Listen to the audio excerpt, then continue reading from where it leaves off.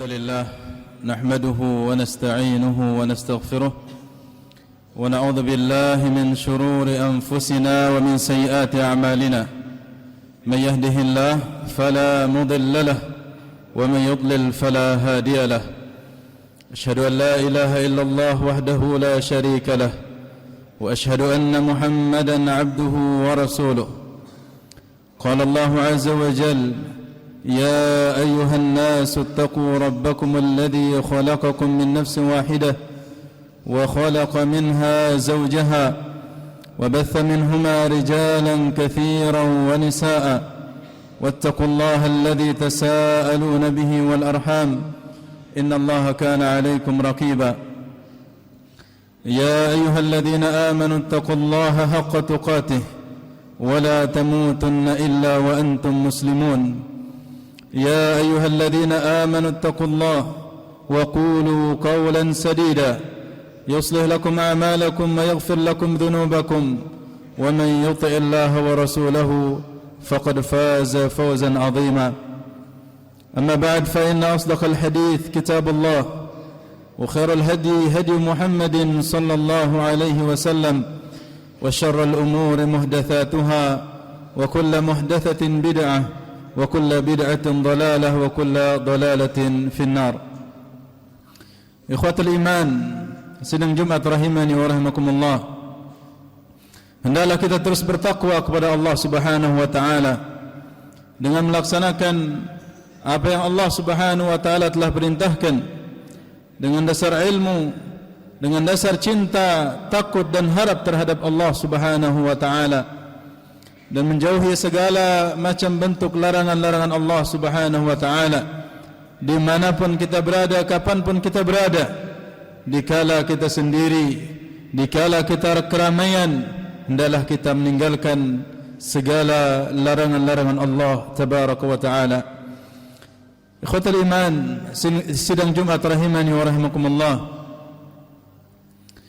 Seorang penuntut ilmu tentunya berharap untuk memperoleh dan mendapatkan ilmu yang bermanfaat, ilmu yang menjadi penolongnya, ilmu yang menjadi pembelanya kelak di sisi Allah Subhanahu wa taala, dan bukan sebaliknya, ilmu yang menjadi bumerang, menjadi musuhnya, bahkan menjadi sebab ia dicampakkan ke dalam api neraka wal iyad billah.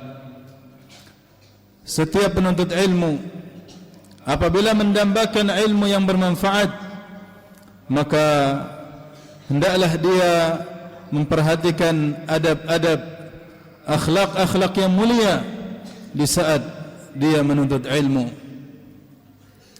Karena sungguhnya ilmu yang bermanfaat, ilmu yang akan menjadi sebab datangnya kebaikan-kebaikan pada diri seorang penuntut ilmu, dan sebaliknya ilmu yang tidak bermanfaat, ilmu yang sia-sia,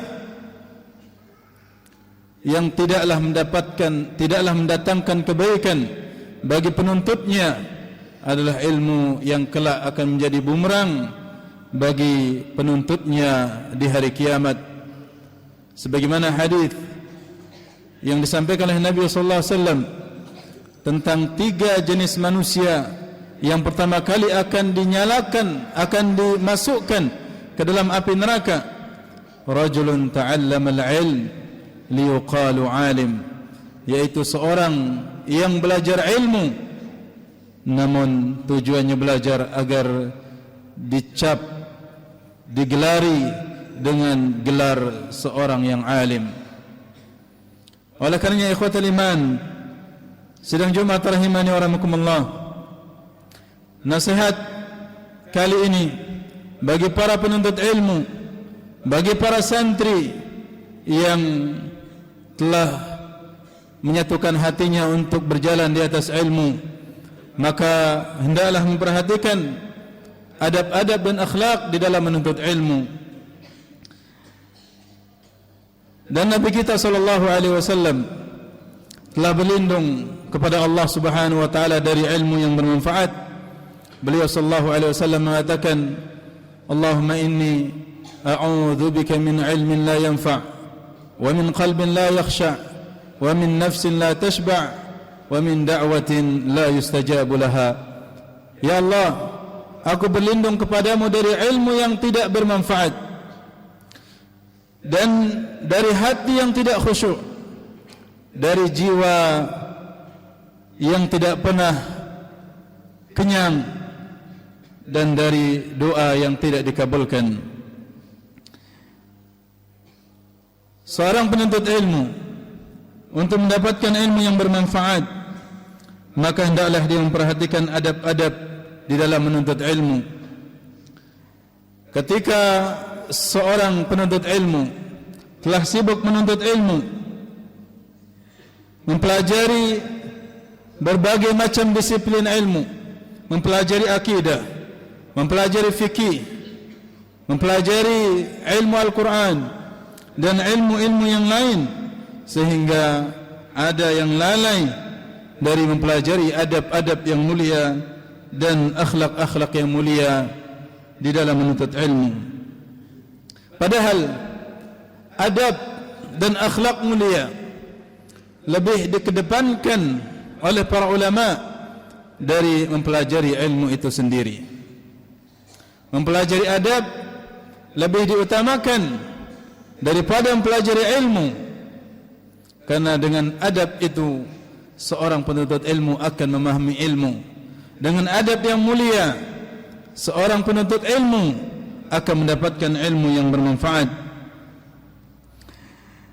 Al-Imam Malik, Imam Darul Hijrah rahimahullahu ta'ala, beliau mengatakan, ta'allam al-adab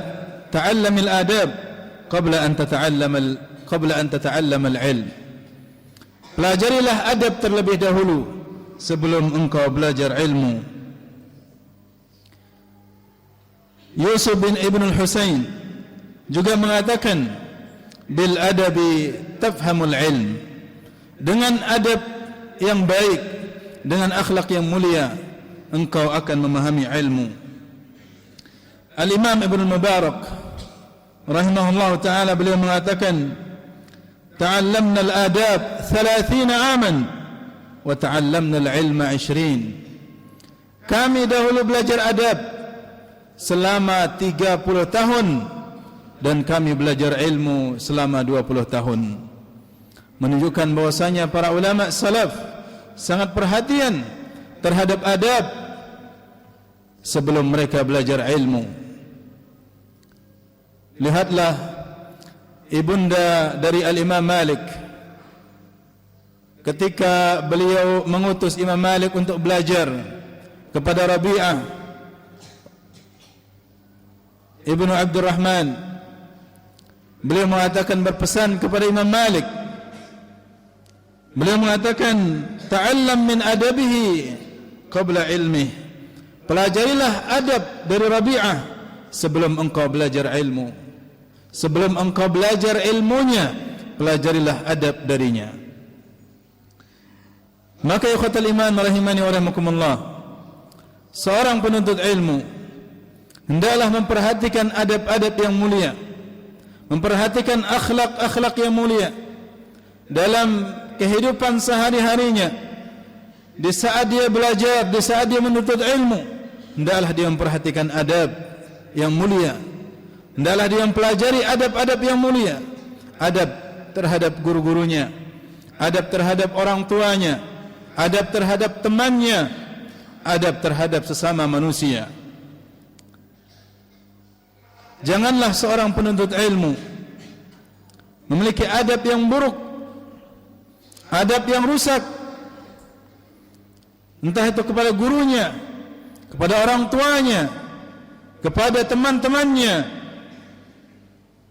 karena yang demikian itu akan menjauhkannya dari ilmu yang bermanfaat. Karena sungguhnya akhlak yang buruk adalah sebab seseorang dijauhkan dari ilmu, sebagaimana Al-Imam Syafi'i rahimahullah ta'ala mengatakan, innal ilma nurun wa nurullahi la yuhda li'asin.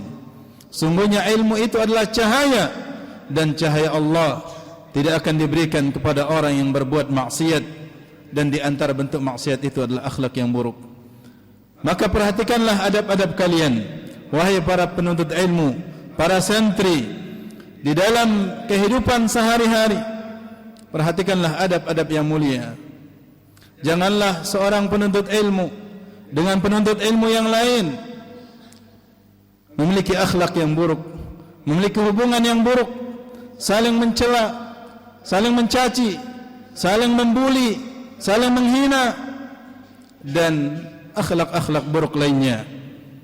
Dan tampakkanlah hiasan-hiasan adab yang mulia pada diri kalian dengan saling memuliakan, saling menghormati, saling membantu, saling menolong, dan akhlak-akhlak mulia yang lainnya. Ingatlah, orang yang semakin tinggi ilmunya, semakin kokoh akidahnya, semakin kokoh keilmuannya, maka tentu akhlaknya akan semakin baik pula. Sebagaimana Nabi kita sallallahu alaihi wasallam mengatakan, akmalul mu'minina imanan ahasinuhum akhlaqa. Orang yang paling sempurna imannya adalah orang yang paling baik akhlaknya. Barakallahu li wa lakum fil Qur'ani was sunnah, wa nafa'ani wa iyyakum bima fihima min al-ayati wal hikmah. Aqulu qali hadha wa astaghfirullah li wa lakum fastaghfiruh, innahu huwal ghafurur rahim.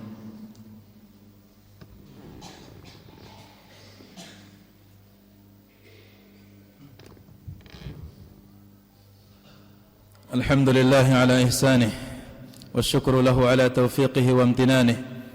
أشهد أن لا إله إلا الله وحده لا شريك له تعظيما لشأنه، وأشهد أن محمدا عبده ورسوله الداعي إلى رضوانه.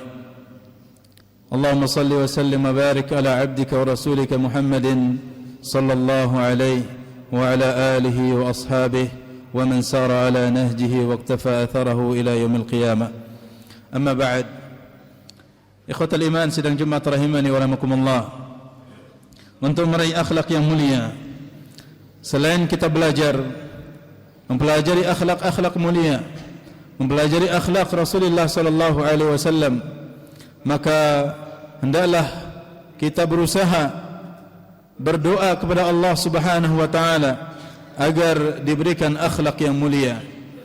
Karena akhlak yang mulia, sebagaimana dijelaskan oleh para ulama, ada akhlak yang didapatkan oleh seorang manusia dengan semata-mata pemberian Allah Subhanahu wa taala.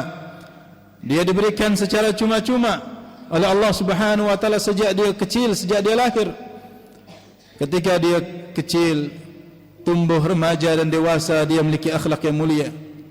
Dan ada yang didapatkan dengan cara belajar, bil iktisab, dengan cara belajar, membaca hadis-hadis Nabi sallallahu alaihi wasallam, membaca ayat-ayat tentang akhlak yang mulia, akhlak para nabi dan rasul, akhlak para sahabat-sahabat Rasulullah sallallahu alaihi wasallam, akhlaknya para ulama, sehingga dia mencontoh akhlak-akhlak tersebut, sehingga dia menjadi manusia yang memiliki akhlak yang mulia.